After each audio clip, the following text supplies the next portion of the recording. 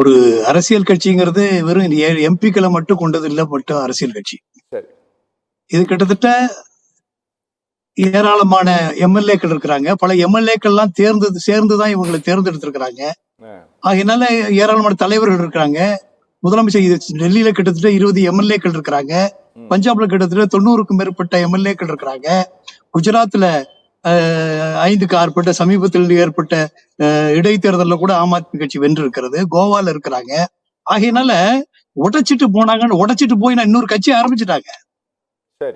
அவர்கள் வெளியேறி இருக்கிறாங்க. ரிசைன் பண்ணிட்டு போயிருக்கிறாங்க. போய் இன்னொரு கட்சியில ஜாயின் பண்ணிருக்கிறாங்க. இதான் நடந்திருக்கு. இதுல உடைக்கிறதுக்கு என்ன வேலை இருக்குது? இது உடைக்கிறதெல்லாம் ஒண்ணும் கிடையாது. இது பல விதமா ஒவ்வொரு கட்சியிலும் நடந்திருக்கு. கோவால நடக்கலையா? 11 எம்எல்ஏக்கள் காங்கிரஸ்ல இருந்து ஒரு கிட்டத்தட்ட 8 எம்எல்ஏக்கள் பிஜேபி போய் சேரலையா? அது முன்னாள் முதலமைச்சர் உட்பட போய் சேரலையா?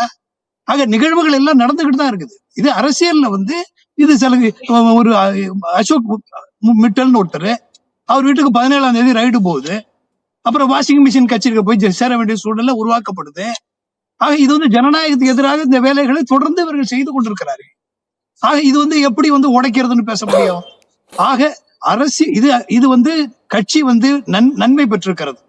என்னன்னு கேட்டா, இப்படிப்பட்டவர்கள் கட்சியில் இருக்கக்கூடாதவர்கள், கட்சியை இவ்வளவு காலம் கெடுத்து கொண்டிருந்தவர்கள், இது உள்ள இருந்துகிட்டே கெஜ்ரிவால் உள்ள போறதுக்கும் பல பிரச்சனைகளுக்கெல்லாம் காரணமாக இவர்கள் இருந்திருக்கிறார்கள் என்பது இன்னைக்கு மிக வெட்ட வெளிச்சமா இருக்கிறது. ஆக இவர்கள் போனது ஆம் ஆத்மிக்கு ஒரு புது உத்வேகத்தை தந்திருக்கிறது. வளர்ச்சியை நோக்கி இது போயிருக்கொண்டிருக்கிறது.